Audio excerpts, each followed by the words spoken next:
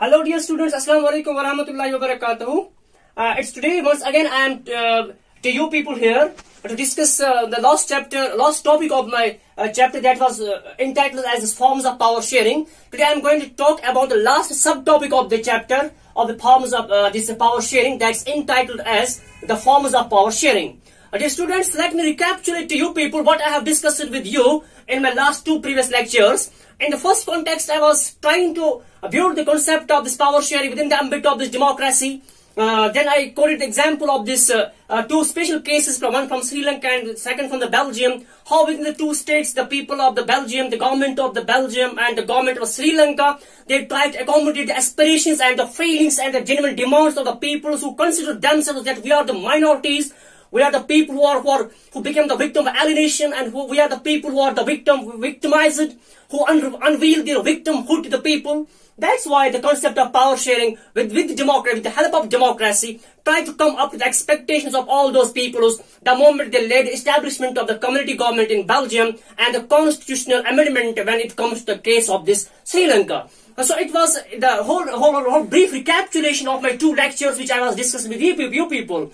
So but today I am with you to talk on the different forms of the power sharing. So before this I am going to talk on the concept the forms of power sharing. Let me tell you why there is a need of the power sharing. The moment we talk about the emergence of the power sharing, it's only because of the one candid problem. The problem is that when the powers was centralized in a particular unit, so that's why the other peripheries, they raised their voice against the decentralization of the power. So actually, if you talk about this, if we go through this analysis of this political philosophy, the credit of this separation of power goes one of the preeminent political philosopher who belongs to the France, namely his name was Montesquieu.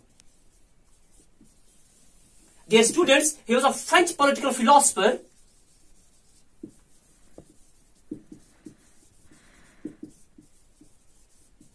who very beautifully did talk on this concept of this, his theory that's known as separation of powers. Separation of powers. Although it's a very detailed concept, no need to jump within the discussion, but let's take a passing reference from the writer, this political philosopher, namely this Montesquieu, when he too talks about the separation of power that boosts this power sharing. So let me come to the point now. If we talk about this various forms of the power sharing, the first one, form of the power sharing is that's known as this powers distributed among the different organs of the government. Means when we divide the power among the different organs of the government. So dear students, these organs are the legislature, the second one is executive, and the third one is judiciary. So dear students, we call this separation of power, this form of power as well by a new name that's called the horizontal distribution of the power.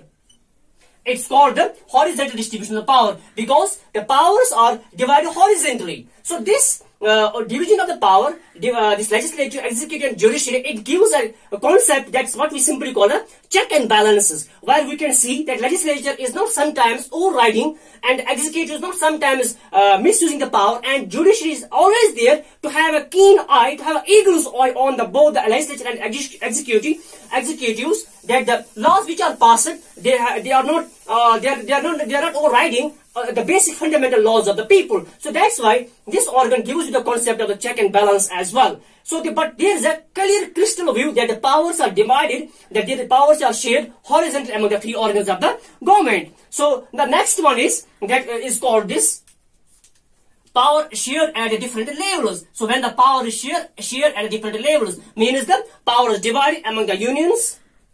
It is divided among the union, then among the states, and now if you see nowadays it's PRIs, which you simply call the Panchayat Raj institutes. So power is divided among the center, and then the same power is divided among the states, and then power in the Panchayat Raj institutes as well. If you take example from India, at the center we are having the Prime Minister or the Constitution speaking, the President at the head, then in the states we are having the governors who are who are every time answerable to the president of the country. And in Panchayat Raj, we are having the serpents.